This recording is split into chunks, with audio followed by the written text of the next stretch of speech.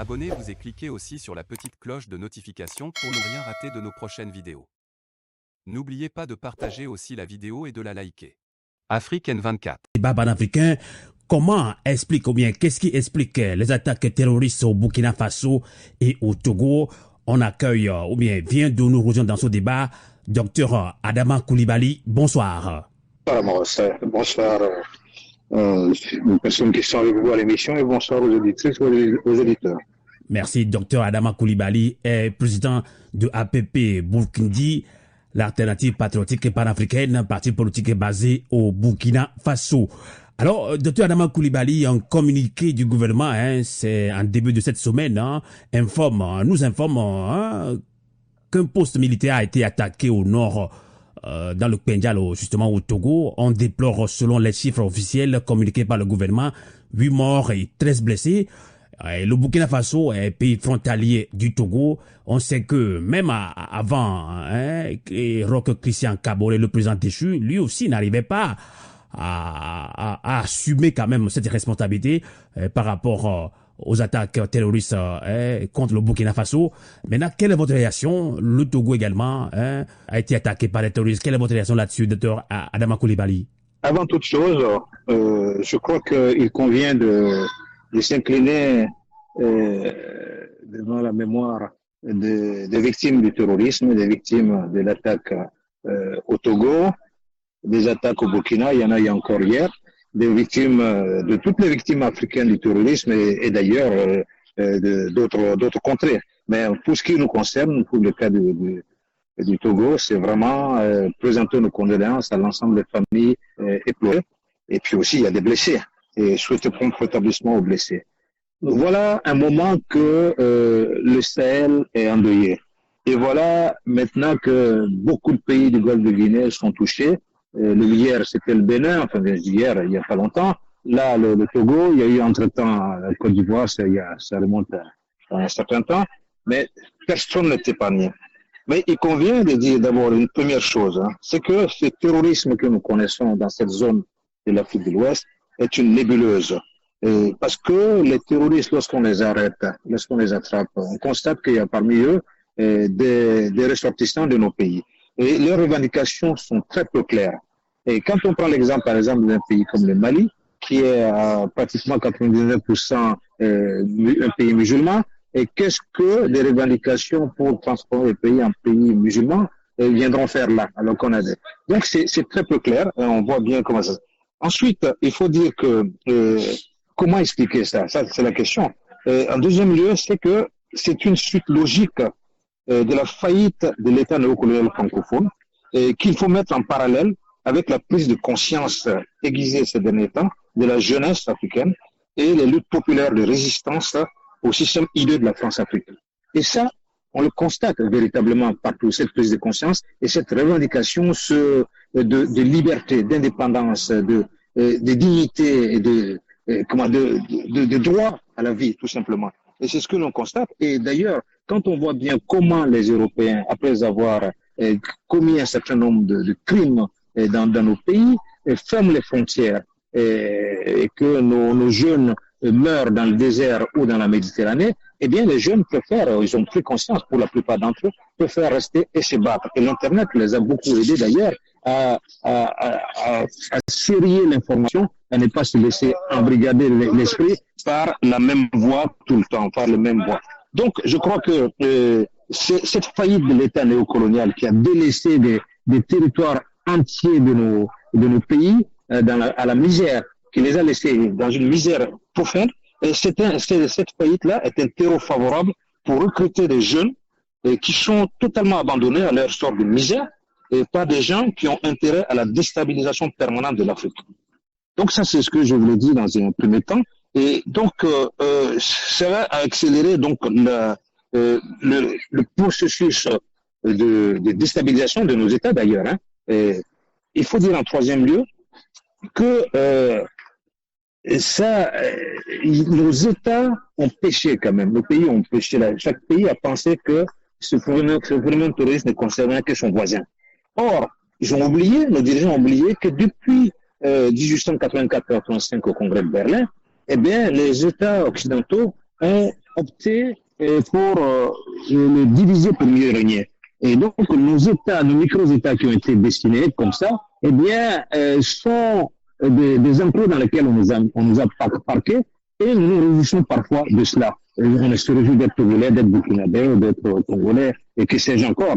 Alors que lorsque on constate ce qui se passe aujourd'hui, le phénomène terroriste qui nous concerne tous, eh bien, ça nous rappelle que nous avons tous le même intérêt, les mêmes intérêts et un avenir en commun, et c'est celui du panafricanisme, la réunification de l'Afrique pour justement combattre les maux et que nos micro-États ne peuvent pas régler à eux tout seuls et que d'ailleurs les dirigeants qui ne pensent pas au peuple mais qui ne pensent qu'à eux-mêmes, eh bien, aggravent la situation. Donc, lorsque la case du voisin brûle, ben, on ne dit pas, ben, c'est pas chez moi, je vais voir comment il se débrouille et après on verra bien. Donc, c'était le Mali, le Niger, le Burkina, d'autres pays. Hein. Bon, évidemment, je ne vais pas évoquer le cas du Nigeria, du Tchad, du Cameroun, mais c'est un peu partout. Et un peu plus loin aussi de l'Afrique de l'Ouest, il y a des cas. Mais après le Sahel, c'est les pays du Golfe de Guinée. Et curieusement, on a constaté que c'est les Européens qui ont parlé d'ailleurs de la déstabilisation des pays du Golfe de Guinée avant que ça ne commence. Eh bien, suivez mon regard. En quatrième lieu, il faut quand même se dire que il y a une complicité de certains de nos responsables politiques avec ces prétendus djihadistes. Parce que, en tout cas avec les terroristes. Pour le cas du Burkina, par exemple, rappelez-vous que Blaise Compaoré protégeait, hébergeait et faisait affaire avec des terroristes qui endeuillaient les pays voisins. Et c'est de notoriété publique. Hein. En même temps, il était médiateur dans certains de ces pays. Et aujourd'hui, on constate que la même situation se présente avec le Togo, puisque le président du Togo, lui, aujourd'hui, est médiateur au Mali, même si c'est pour une autre affaire qui concerne la CEDEAO. Mais cette affaire de la CEDEAO est venue pourquoi? Elle a prospéré sur quoi? Sur l'insécurité au Mali, sur le terrorisme au Mali. Donc, c'est à peu près, on est dans un même cas de figure. Cinquièmement, ce que je voudrais dire, c'est que la solution à ces questions-là, à cette question du terrorisme, n'est pas exclusivement une question militaire. Ce n'est pas une question armée. Et nos armées néocoloniales, il faut le dire, ont été formées et se sont spécialisées dans la répression de nos populations, dans la répression des manifestations, des actions de résistance contre la dictature. Eh bien, elles ne savent pas faire la guerre. Ensuite, il se trouve que pas toujours en tout cas, je ne dis pas que toutes nos armées sont comme ça. Ce n'est pas la qualité de nos hommes, de nos militaires qui est en cause là, c'est le système même dans sa nature et dans ses missions et dans son encadrement aussi qui est très lié à cette puissance impérialiste. C'est ça qui pose le problème. Et ensuite, il faut dire que c'est une guerre asymétrique, qui n'est pas une guerre conventionnelle et c'est très compliqué. Il se trouve aussi que parmi les terroristes, nous avons, je le disais tantôt, nos enfants qui ont pris les armes et qui sont totalement perdus. Or, il se trouve que nous n'avons pas vocation à assassiner nos enfants, même s'ils sont en situation de perdition. Il faut, au contraire, travailler à les ramener dans le droit chemin. Mais pour cela, la solution réside dans la bonne gouvernance, à travers un véritable état de droit républicain. Et or, nous n'avons pas ça dans la plupart de nos pays africains, en tout cas pas en Afrique francophone. Mais justement, je ne vais pas vous perdre le fil de votre développement, mais comment justement les gouvernants vont-ils parvenir à faire face au terrorisme avec le soutien, la collaboration des peuples, c'est-à-dire des peuples burkinabés et togolais, justement, désabusés? Mais justement, parce que on constate que je le disais tantôt, nos dirigeants se sont spécialisés dans la répression des manifestations, dans la répression du peuple. Comment peuvent-ils s'allier justement le soutien de ce peuple-là? Même si le peuple est conscient aujourd'hui que il y va de la survie de nos États, de nos nations et de nos populations.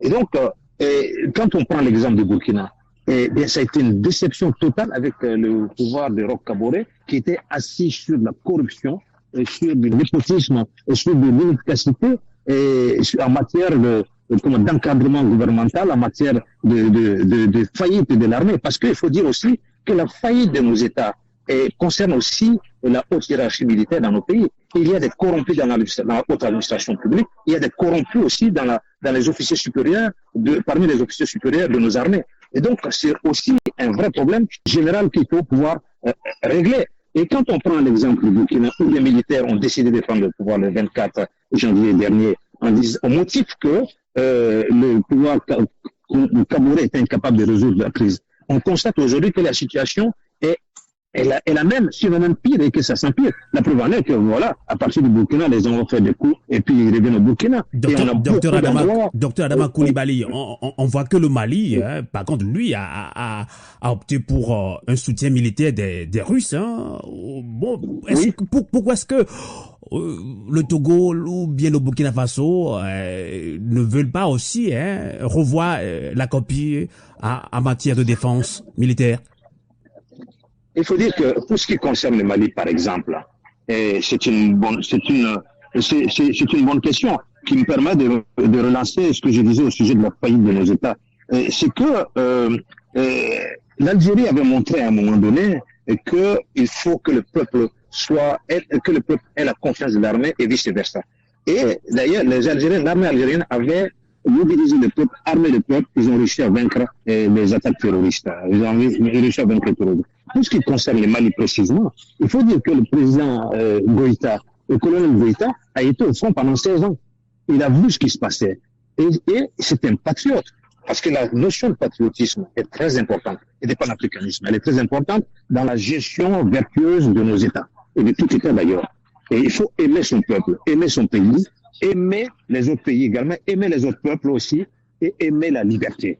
Et donc, aimer sa souveraineté. Et c'est ça qui se passe au Mali. Et se trouve, n'oubliez pas ça, que c'est d'abord le peuple malien qui s'est dressé contre la faillite de l'État qui était symbolisé par Ibeka, à l'époque, Ibrahim Boubacar Keïta, perd son âme.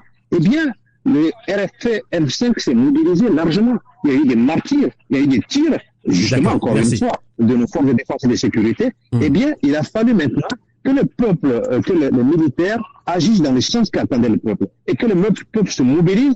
Et la CEDEAO, à travers ses sanctions uniques contre le Mali, a donné l'occasion justement au peuple malien de se mobiliser, de cristalliser sa mobilisation autour de ses gouvernants qui eux-mêmes ont été obligés de faire un deuxième coup d'État pour que la ligne prise par le pouvoir actuel soit dans le sens de la libération du pays et de la lutte efficace contre le terrorisme et des intérêts du peuple malien. Donc, s'il n'y a pas ça, le peuple ne peut pas se mobiliser autour de ses dirigeants. Tout à fait. En tout cas, merci beaucoup, Dr Adama Koulibaly. Et merci d'avoir participé à ce débat. Qu'est-ce qui explique les attaques terroristes au Burkina Faso et au Togo, justement? On en parle avec nos invités. Merci d'avoir participé à ce débat. On vous retrouve très prochainement, puisque vous êtes très occupés. Mais merci quand même de votre disponibilité, Dr Adama Koulibaly. Bonsoir. Merci beaucoup. Je voulais juste ajouter que pour dire qu'il faut qu'on fasse confiance à nos peuples africains, aux patriotes, aux panafricanistes. La victoire réside dans cela. Likez la vidéo si ce n'est pas déjà fait. Laissez aussi votre point de vue en commentaire.